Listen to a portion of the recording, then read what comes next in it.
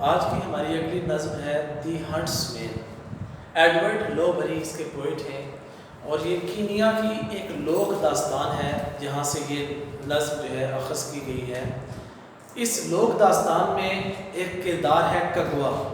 کگوا کے بارے میں شاعر کہتا ہے کہ کگوا شیروں کا شکار کرتا ہے اور شیروں کے شکار کے لیے اس کے پاس ایک نیزہ ہے اور وہ جنگلوں میں جاتا ہے اور وہاں پر جا کر وہ شیروں کا شکار کرتا ہے اور ایک بہادر شکاری ہے۔ ایک دفعہ کگوا کے ساتھ ایسے ہوتا ہے کہ وہ وہاں پر ایک کھوپڑی دیکھتا ہے اور اس کھوپڑی سے سوال کرتا ہے کہ تم یہاں پر کیسے آئی ہو؟ اب کھوپڑی جو ہے وہ آگے سے جواب دیتی ہے کہ ٹاکنگ براٹ می ہیئر، باتیں کرنا مجھے یہاں لے آیا۔ کگوا بڑا حیران ہوتا ہے کہ اس نے تو مذاقاً پوچھا تھا کھوپڑی سے کہ یہ کہاں بول سکے گی، لیکن کھوپڑی کے جواب نے اسے حیران کر دیا۔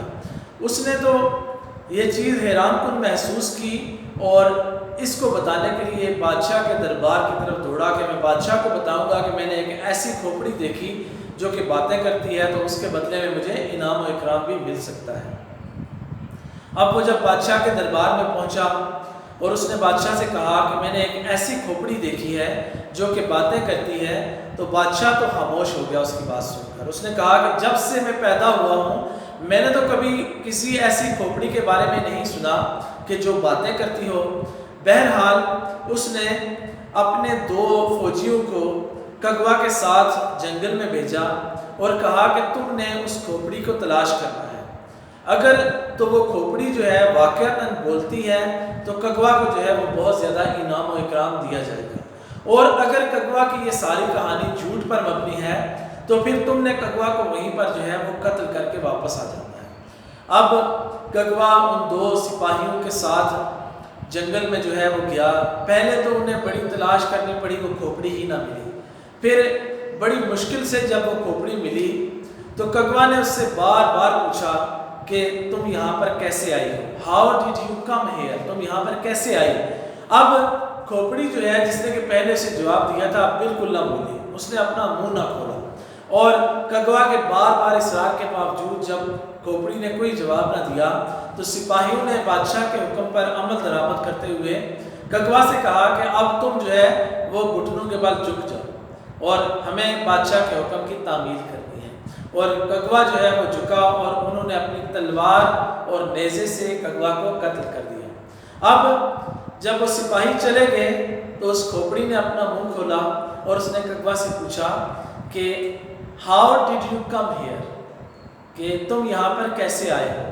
تو کگوا کی کھوپڑی نے اب جواب دیا کہ ٹاکنگ براٹ می ہیئر، باتیں کرنا مجھے یہاں لے آیا۔ اس نظم کا جو مین تھیم ہے وہ یہی ہے کہ ٹاکنگ براٹ می ہیئر، بہت زیادہ باتیں کرنا انسان کے لیے نقصان کا باعث بنتا ہے۔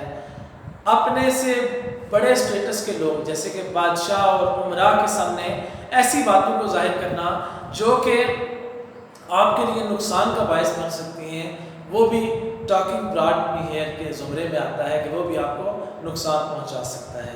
تو ایک آدمی کو یہ لوک داستان سبق یہ سکھاتی ہے، ایک تو ہمیں سوچ سمجھ کر بولنا چاہیے، دوسرا ہمیں اپنی سے بڑی جو محفل ہے جیسے بادشاہوں کی، ایسے بڑے لوگوں کی، اس محفل میں زیادہ تر خاموش رہنا چاہیے، کیونکہ بادشاہ کا انعام اور سزا دونوں ہی ایک عام آدمی برداشت نہیں کر سکتا۔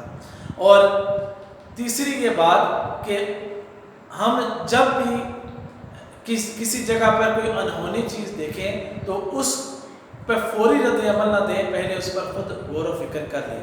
اب میں نے اس نظم کو اسٹوڈنٹس کے تیار کرنے کے لیے ورڈز اینڈ سینٹینس کا ہی فارمولہ جو ہے وہ رکھا، کیونکہ یہ ایک کہانی کی شکل یہ نظم ہے، اس میں ایک کہانی بیان کی گئی، ایک داستان بیان کی گئی۔ تو داستان جو ہے وہ فقرات سے بنتی ہے اور ان فقرات کو بنانے کے لیے آپ کو الفاظ چاہیے، تو وہ الفاظ ترتیب سے کہ ہنٹس مین شکاری آدمی ہے، وہ فارسٹ میں جاتا ہے، اس کے پاس ایک سپیئر ہے، نیزہ ہے، اور وہاں پر وہ فاؤنڈ وہ پاتا ہے، اسکل کہتے ہیں کھوپڑی کو، جو کہ ٹاکنگ باتیں کرتی ہے۔ اب وہ سیدھا کنگز چیئر بادشاہ کے دربار میں چلا جاتا ہے یہ بات بتانے کے لیے، اور بادشاہ کہتا ہے کہ میں نے تو کبھی ایسا نہیں سنا۔ پھر وہ اپنے سپاہی کو بھیجتا ہے ٹیل کہانی کو لائے کہ جھوٹ ہے یا سچ یہ ثابت کرنے کے لیے سپاہی اس کے ساتھ بھیجتا ہے، اور اس کے نتیجے میں اگر وہ کہتا ہے کہ جھوٹ ہوا تو کگوا کو ڈائے یعنی کگوا کو مرنا ہوگا، اور پھر اسکل جو ہے وہ کچھ نہیں بولتی، سیڈ نتھنگ، وہ جب دوبارہ جاتا ہے کچھ نہیں بولتی۔